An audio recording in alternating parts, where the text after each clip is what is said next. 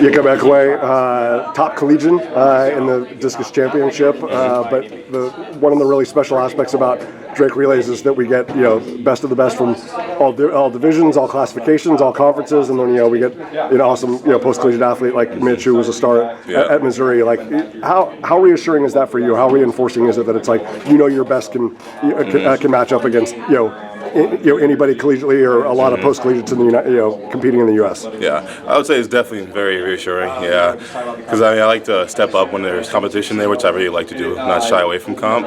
And coming off this season so far, it hasn't been the greatest season. They have a decent season best a couple weeks ago, which was good. Then the following week didn't go so well. So this was very good to see marks because I was starting to get a little bit frustrated for the season because I didn't have indoor. So I set out indoor. I was just training discus all off season. So it kind of sucked a little bit to not perform how I've been performing so far. But this was a good step in the right direction.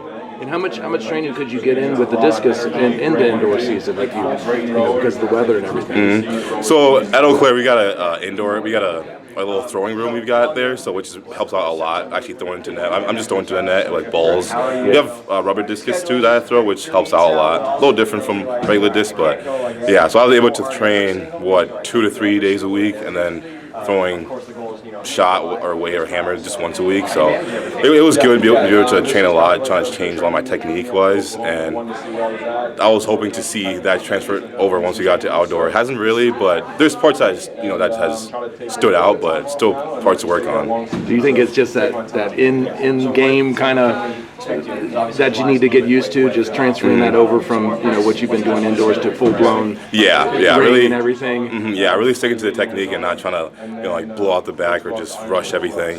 That's what I've got to fully focus on. That's kind of what I tried to do over this week. Try to take a step back and watch my videos from in like January and February and see what I was doing right and what I was doing wrong compared to now, like this season so far. So you're a guy that could have easily jumped in the portal and gone to any Division I program, but the fact that like not just here at the Drake Relays but everywhere you've gone, that you're still proudly representing Wisconsin-Eau Claire. Loyalty is obviously very important to you because they showed so much belief in you early in your career when maybe a lot of other people didn't. So especially meaningful on days like today, like to remind everybody like I can compete at any level. Yeah, and that's the greatest thing about track and field is like numbers don't lie. It's not about there's competition. It's not about like versus football, like just Division I, Division II, Division III. Like they tend to say that you're D3, you're not gonna be as good, but you never know. So track is a distance. It's numbers. Like numbers don't lie. So yeah, I'd say it's very reassuring to see those marks, even though you're whatever division you are, like to show off that you've put in the work. It's gonna you're gonna see come to fruition.